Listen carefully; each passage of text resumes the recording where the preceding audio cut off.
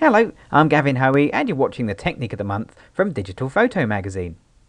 Today I'm going to show you how to create a picture-in-picture effect using Photoshop elements and this template that you'll find on this month's cover CD. Now the first thing we need to do is to remove the hands and the frame from this picture. Now we've got a nice clean blue background, so selecting this should be a reasonably easy job for the Magic Wand tool. Now the Magic Wand tool is ideal for this one because it's designed to do one thing, and that's to find areas on your picture that have very similar colours. So if I click on a blue area here, for example, it'll go around and find all the blue bits that are next to each other that kind of match. But you see, it's not actually perfect. It missed out a large chunk over here on the right hand side. So to add that part in, come down to your keyboard, just hold the Shift key and click anywhere that it didn't actually go. So that's added a bit more in. You can see it's still missed a bit in this corner, so we'll add that in as well. And this corner it's missed, and over by the fingers it's missed as well, and a few other little patches here and there. There we go. So we now have the whole of the blue area selected. But we don't want to just leave it like that. We want to just perfect this selection and get it to look as neat as we possibly can. So to do that, I'm going to come up to Select, and I'm going to choose Feather. And I'm going to feather this selection just the tiniest amount, just 1 pixel, and click OK. Now what that'll do is to soften off any rough edges that may have been caused by the magic wand and give the whole selection a much smoother, much neater feel. Now it doesn't appear to change much on the screen, but it does improve your selection, as does the next step.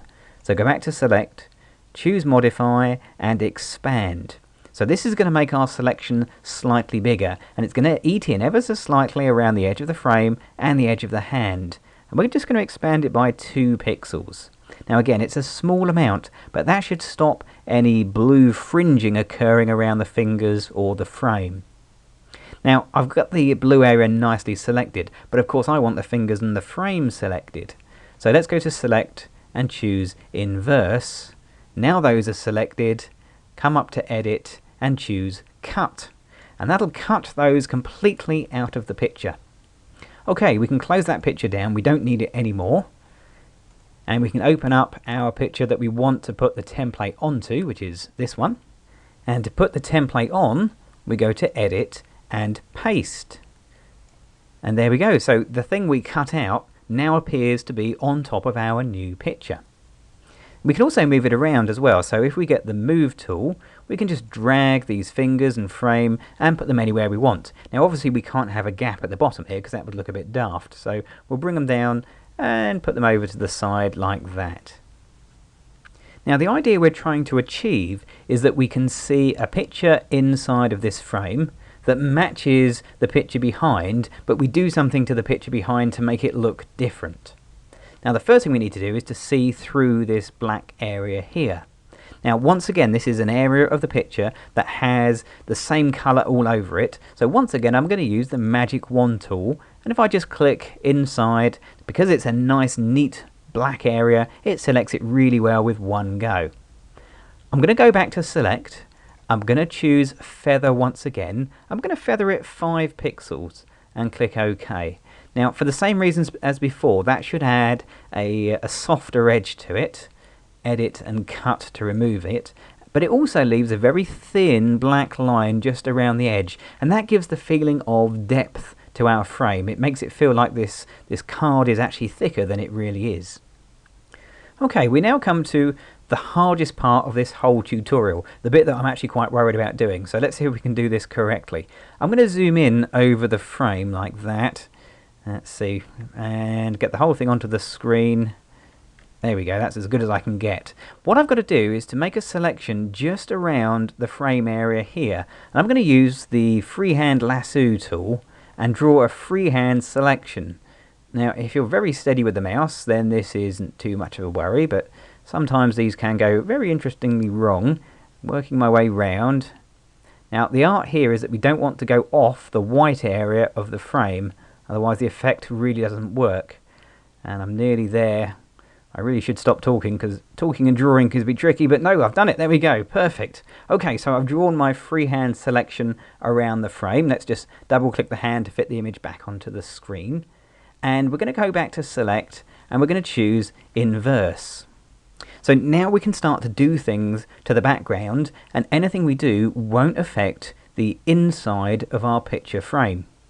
Well, I say that, but it will if we do it right now, because we've got to have a look at the layers, and we've not looked at the layers so far. So if you can't see layers, go to Window and choose Layers, and you'll find that you have two layers. You have the hand and the frame that you dragged in earlier, and you also have the flowers underneath, your background image. And it's the background layer that we want to work on. So we'll click that to make it active.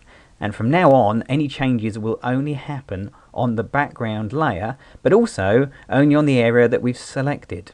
So for example, well, what could you do? You've got a few choices. Let's try it: filter, blur, and Gaussian blur. Let's put quite a bit of Gaussian blur in here. Let's put it up to about 30 or so. There we go, and you can see the effect. Let's just get rid of the selection, select and deselect. So inside we have a clear image, and outside we have a blurry image. So we have a sort of depth of field going on there, and that works really well. I really like the effect, but you can do more than that as well. Let's bring the selection back, select and reselect. You could, for example, come up to Enhance, choose Adjust Color, and adjust hue saturation, and just take the saturation down as well, so you have a more muted color in the background and a more vibrant color in the foreground. Okay, we'll just undo those with Control and Z, like that. And let's see what else we could do. Well, we could go up to Filter, we could choose Artistic. Let's try Dry Brush. Let's see how that looks. That brings up the great big filter gallery, and I'll see if I can just shrink it. There we go. So we fit it onto the screen. Actually, Fresco looks quite nice. We'll try that, and that gives again a sort of a different look. Or if you want a sort of black and white one, let's undo that, Control and Z.